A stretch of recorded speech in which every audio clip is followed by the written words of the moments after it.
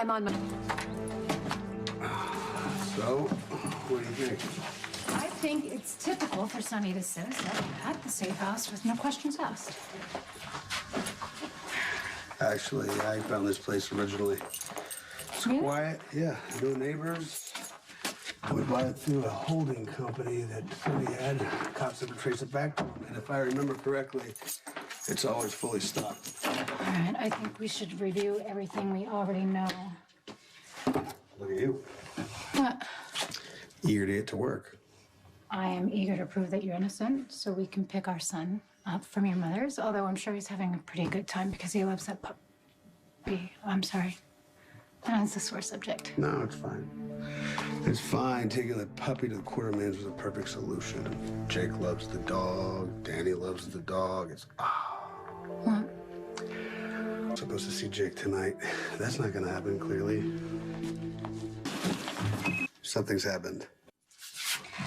Okay, according to the security footage, Nicholas arrives at Windermere at 12:02.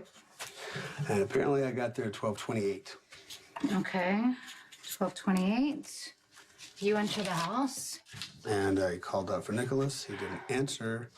And then I heard a loud noise. The thumping and scraping. Yeah, like furniture being moved. That would explain why the room looked the way it did when we got in there. Yeah, I don't know. You know, it didn't sound like a fight to me. Okay. I think we're getting ahead of ourselves. I got to the house 7 minutes later, which would be 12:35. When I walked in, it was only a couple of seconds, and then I heard a noise, a crash, like a window breaking. Yeah, I heard the same crash. Where were you? Well, I was outside of Nicholas's room in the hallway. Okay, crash. How long between hearing the crash and entering the room? 20 seconds, maybe. I wasn't sure what I was going to be walking in on.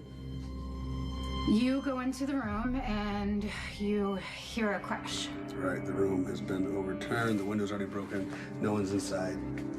I found you at the window. Yeah, I looked down. There's a body on the rocks. I joined you at the window. I looked down. It's really dark, a long fall. It's dark, but there's light, and I can clearly see his dark hair on his head, and the body's torso is on the rocks, his legs are in the water. Yes, and you told me to call 911. You and I both went down to the beach. Nicholas's body was not there, and then you went into the water. How long was I in the water? I don't know, maybe between 5 and 10 minutes, long enough for me to climb up on the rocks and find Nicholas's cufflink. And when we went back into the house, Yes, we did go back in the house. We went into Nicholas's bedroom, and that's where we saw Hayden and her friend Curtis. looks like you've got all the details down. I do.